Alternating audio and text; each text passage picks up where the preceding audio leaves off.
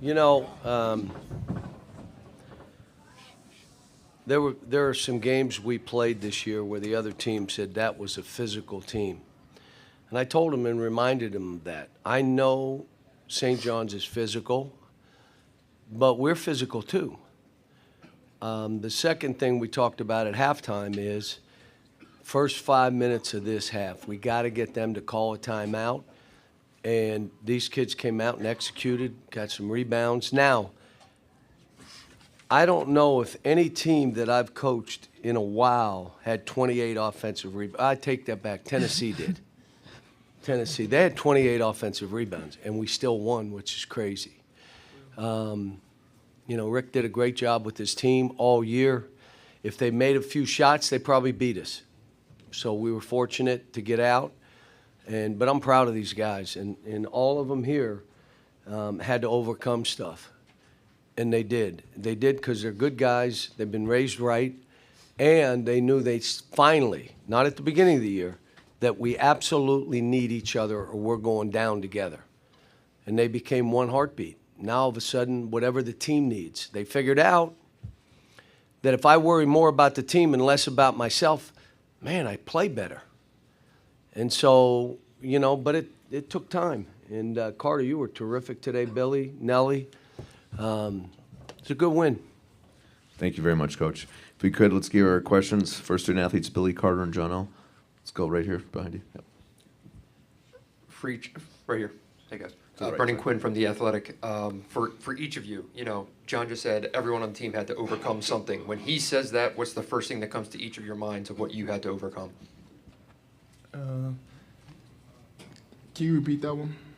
I didn't understand that one. Your coach just said everyone on the team had to overcome something. And when he says that, I wonder what the first thing that each of you thinks of. Just the ups and downs in the season that we had. We had to overcome adversity and just fighting ourselves. How about falling off the cart, almost breaking your right wrist, and being out like 3 weeks? Probably. I'll help them if they forget. I don't even remember that. That was a long time ago. Yeah. Carter, Billy, anything on that? Just coming, like what you said, overcoming adversity. We were down 0-5 in the SEC. We had to fight to get here. It's a blessing that, all my guys right here, that we fought real hard, worked real hard in practice and in the gym, and it got us here. He thought it was going to be easy coming from high school. I did. And he did. And he played so bad early that he figured out, I better get in the gym more and I better start playing for us. And Billy wasn't playing early, but he had to overcome. Like one time he blew up in the locker room because he didn't play. And I said, I'm happy that you're that way, that you want to play that bad. How good is he? I mean, how about the short shot he made in that corner that stemmed the tide?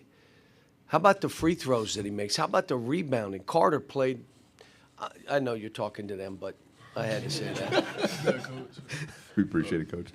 We'll go right front left here, fellas.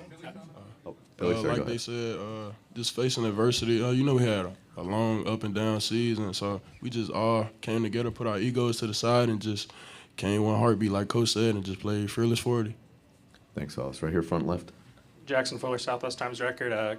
Cal kind of segued to it there, Billy, but that play where you sprinted to the baseline, get the pass from Jonas, and make the mid-range jumper. Can you just walk us through what you saw there and just how good does it feel to have – you've had an impact on a lot of wins this year, but to do it with your scoring, season-high 16 points for you tonight? That play was just a sense of urgency, just seeing the open lane, but seeing the big coming to stop me, so I just pulled up and just took the shot. I knew I was confident with. Thank you. Keep it here, front left. Yeah, John L., obviously you've played with a lot of high-level guys, and to see the big plays that Billy and Carter are making, and Boogie as well as freshmen, just what does that kind of say about those guys? How hard they working, and the stuff we do outside of the like practice and stuff, just shows in game time. Thank you. Go here, front right. Billy, Adam Zagoria, NJ.com. What's going through your emotions there when everyone comes up and puts the towels on you and is celebrating around you during the interview? What are your emotions there? And just what's it like being a freshman playing so well on a stage like this? You obviously didn't play like a freshman. The emotion was just all love, you know. We all love each other. It's a brotherhood over here. He got my back, I got his back. And what was the other question? Just being a freshman on this stage, what was that like? I just take it as a regular game. Like, To him, that's how he is. Nothing phases him. Thanks, Billy. Front right again. Robbie Listola, Bracketeer.org. My question's for John L.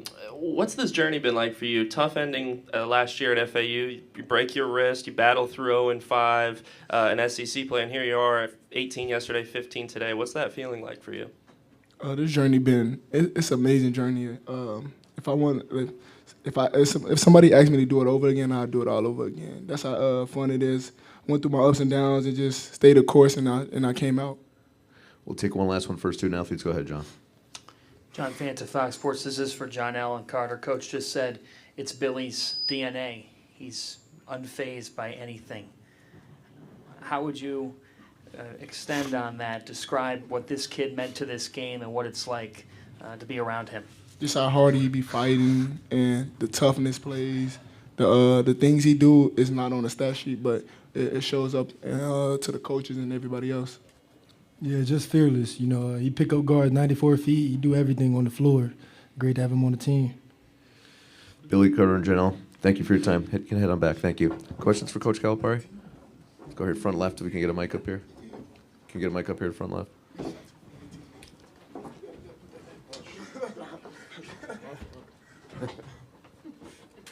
Take it. Take theirs too. Take theirs. Give them to them. There we go. Right here, Coach, front left. Yeah. Thanks. Anthony Christensen, WholeHogSports.com. John, obviously, you've coached a lot of high-level freshmen throughout your career, and just kind of the same question I had for John L. Just what do those three guys kind of bring to your team to be able to step up in this level of a game?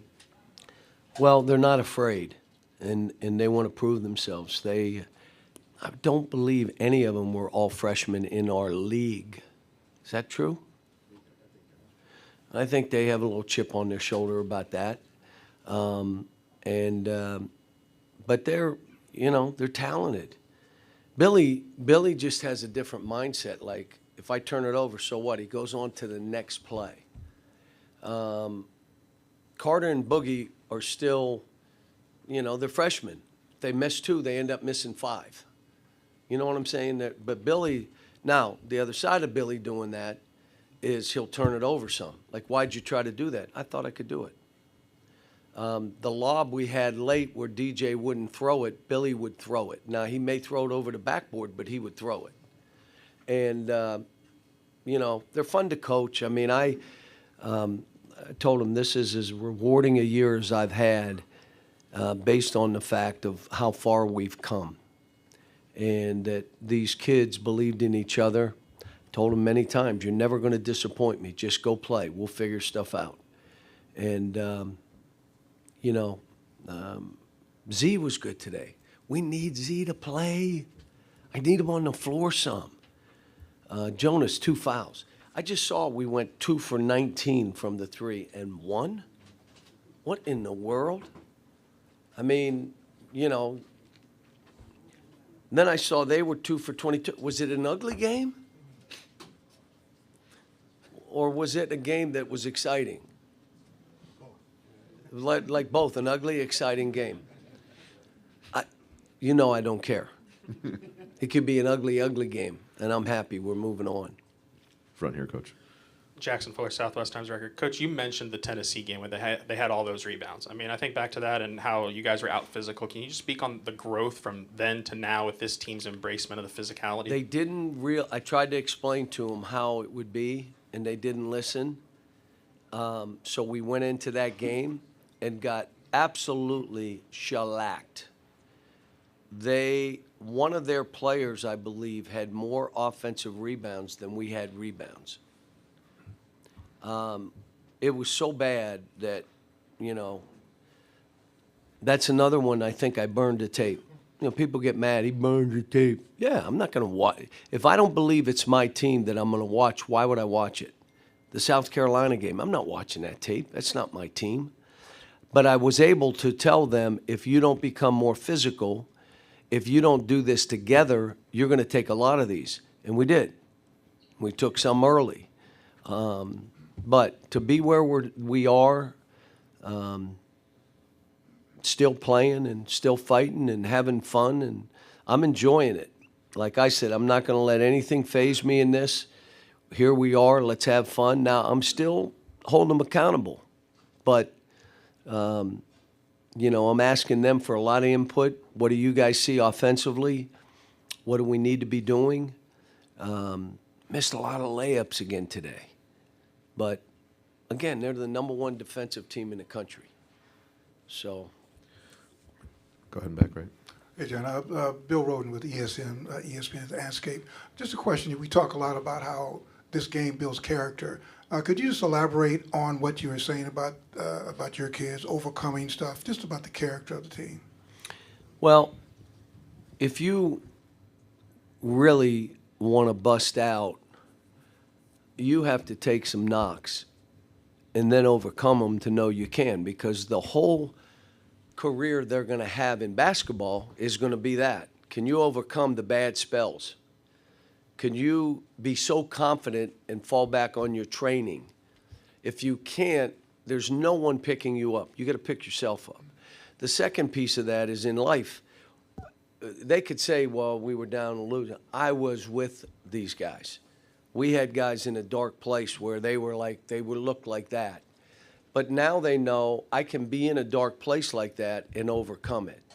I hope they also understand that saying that you can go fast alone, but you want to go far, you go with others.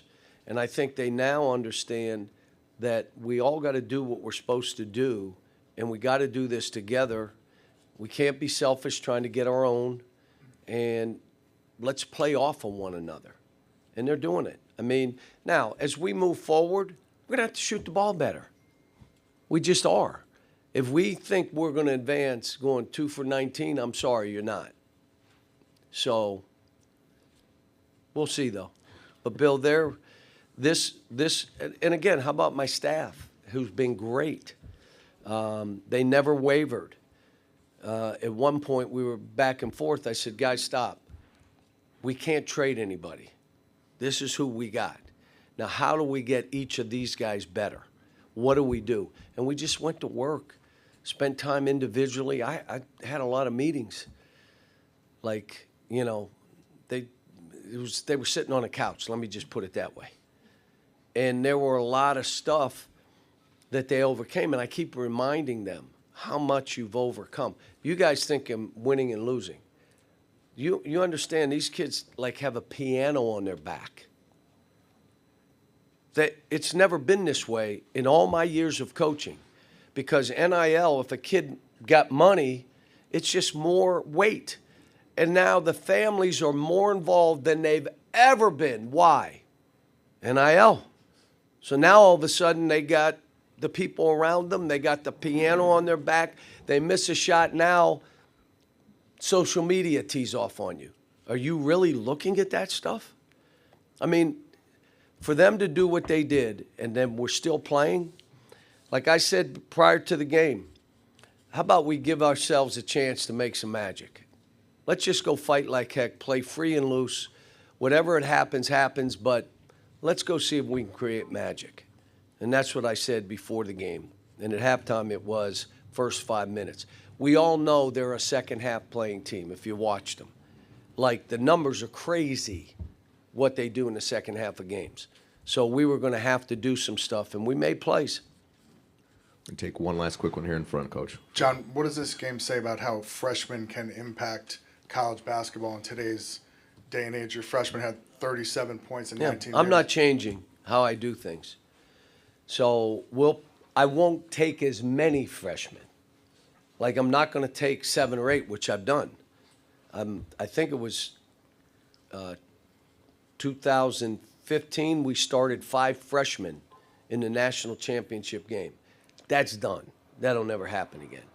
But bringing guys in, developing young talent, let them go through the wars, prepare them, and if they leave after a year, I'm good. They're leaving anyway. Whether they're a junior or senior,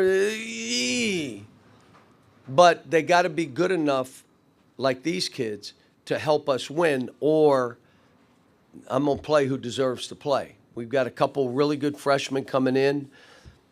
You know, I'm hoping we get one more, and then we're going to have to get in the transfer portal and grab a couple guys. I'm hoping we get a crew of these guys coming back, but we got to sit down with them. I got to have those talks. And that's maybe what, when is it open, the portal? Monday. When? Monday. This Monday? Don't look at me. Welcome to my world. So Monday, we're really preparing for a game, and we're having individual meetings about, are you coming back, or what do you know, if they put their name in the portal, they probably don't have an option to come back, but, you know, I mean, it's, you care about the kids. At the end of the year, it's all about them, whatever they choose. You want to go pro, want to come back, you want to go somewhere else, it's their choice. And I've always been that way, but it's getting harder to be that way. Thanks. Thank you, Coach. Good luck in San Francisco. Thank you.